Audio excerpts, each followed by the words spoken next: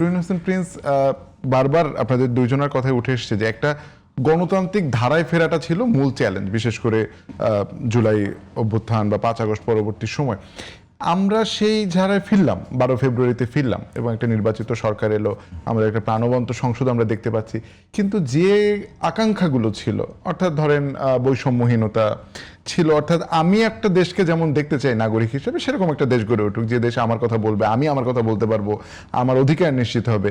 সেগুলো কি আসলে, যদিও জাজ করার জন্য এই 5 মাসের কাছাকাছি সময় খুব না, কিন্তু ধারাটাতে কি আমরা ফিরলাম? না, আমি একেবারে সুনির্দিষ্ট ছোট ছোট করে বলি না, এখনো পর্যন্ত ফেরার আলামত আমরা দেখছি না। তবে শেষ কথা বলার সময় হয়নি, অল্প সময়ের জন্য। কিন্তু সংকটটা কোথায় দেখেন, আমরা কতগুলো শব্দ চয়নের মধ্যে থাকছি। আমি ওই পার্লামেন্টের এই দলগুলোর কথা বলছি, ওই যে সনদের নামে এবং অন্য জায়গাগুলো, বুঝছেন? তাহলে সেই জায়গাতে আপনাকে মনে রাখতে, ধরুন কমিউনিস্ট পার্টি, আমি উদাহরণ দিই, বা বিএনপি, তার কতগুলো আইডিওলজি আছে, সে তো সেইটা করবে।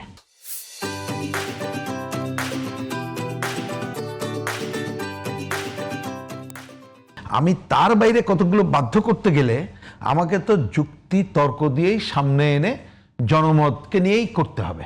তাইলে যদি আজকে বিরোধী দল নামে যারা আছে, আমরা সহ, আমি রাজপথের বিরোধী দল, সংসদে অন্যরা, আমাদের তো সেই দায়িত্ব পালন করতে, আমরা কি সেটা করছি? আমি বলি নো, সেইটাই যে প্রবলেম। আমি 2-3টা ছোট উদাহরণ দিই। সময় ধরেন একটা বাজেট হলো, আমরা বাইরে থেকে বলেছি, কিন্তু সংসদে যারা বিরোধী দল, তারা এই বাজেটের দর্শনের কি কোনো বিরোধিতা করেছে? করে নাই। তারা কি এর বিকল্প ওই অর্থে কোনো শো করেছে? করে নাই। তাহলে আপনি কি করে আশা করেন? কথার কথা, ধরুন উদাহরণ, বৈষম্য মুক্তির একটা অন্যতম জায়গা হচ্ছে দুর্নীতির উচ্ছেদ করে, ইলিয়াস ভাই এটা বলেছেন, এবং অন্তত পক্ষে কর্মসংস্থানের ক্ষেত্রটা তৈরি করবে। তো পার্লামেন্টে কি এটা নিয়ে আপনি কোনো অল্টারনেট আলোচনা শুনেছেন? তাহলে আপনি কাদের কাছ থেকে আশা করেন? আমি বলছি সরকার হয়তোবা সে এসে তার প্রধানত জনতুষ্টিবাদী কথা বলছে, আমরা যেমন, আমি একটা ছোট্ট উদাহরণ দিই, হয়তো সময় নাই বলে শেষ করি। তাহলে এই কাজগুলো তারা করছে না, কিন্তু ধরেন আমরা যেহেতু নাই, হয়তো আমাদেরটা অত সামনে যাচ্ছে না। যেমন ধরেন আমি ছোট ছোট 2টা করে প্রতিদিনই বলছি, আপনাদের এখানেও বলেছি যে 2500 টাকা কার্ড দিচ্ছে, এটা খুব ভালো খবর, এটা অব্যাহত রাখা দরকার গরিবদের জন্য। কিন্তু যদি এই মানুষদের জন্য আমরা বিকল্প রেশনিং ব্যবস্থা না করি, জিনিসপত্রের দাম বেড়ে গেলে 2500 টাকার মূল্য কমে যাবে, মানুষ কিন্তু সন্তুষ্ট থাকবে না।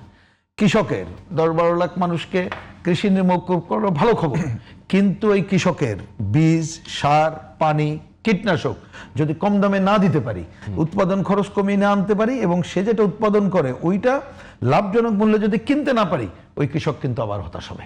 তাহলে আমরা কিন্তু বলছি যে ওইটা অব্যাহত রাখো, সাথে এই কাজটা করো। এটা নিয়ে কি আপনি পার্লামেন্টে কোনো আলোচনা শুনেছেন? অল্টারনেটগুলো শোনেন নাই। সুতরাং এই দায়িত্বশীল আচরণ এখনো পর্যন্ত আমরা দেখছি না। যে আমরা ওই যে আপনার কথাই আমি বললাম যে একটা বৈষম্য মুক্তির ধারা, গণতন্ত্রের ধারা, তরুণ সমাজ সে নিজের জীবনের একটা কি বলবো ভবিষ্যৎ খুঁজে পাবে, যে এই দেশেই আমার ভবিষ্যৎ আছে, বিদেশে যারা আছে এই দেশে এসে তারা কাজ করবে, আমি মবের ধারা থাকবে না। অন্তর্বর্তীকালীন সরকারের সময় যে ঘটনাগুলো ঘটেছে তার সব আলামত এখনো আমরা দেখছি না। তবে আমি মনে করি যে, বা এখনো প্রত্যাশা করি যে, এত বড় একটা মানুষের যে আকাঙ্ক্ষা, সেই আকাঙ্ক্ষাটা যেহেতু আছে, অন্তত পক্ষে বিএনপি তার রাজনীতির কাছ থেকে হয়তো আমরা অনেক কিছু ইকোনমিক্যালি আশা করব না, কিন্তু তার দলীয় প্রধান তিনি একটা ভিন্ন কালচার গড়ে তোলার কাজটা করতে চাইছেন। তার সাথে মিলিয়ে যদি পুরো দলটা ভূমিকা রাখে, তাহলে কিছুটা হলেও হয়তো এই ধারার সূচনা হতে পারে, এই প্রত্যাশা আমরা থাকব। তবে ওইটা দিয়ে আমি শেষ করি, দেশি বিদেশি আধিপত্যবাদী সাম্রাজ্যবাদী শক্তি ভূরাজনৈতিক কারণে আমাদের এখানে দুর্বল সরকার চায়, একটা বিরাজনীতিকরণের ধারা চায়, সেই ধারা যাতে কখনো না কমতে পারে, উগ্র দক্ষিণপন্থীর উত্থান যাতে না ঘটতে পারে, সেই চ্যালেঞ্জও আমাদের মোকাবেলা করে চলতে হবে।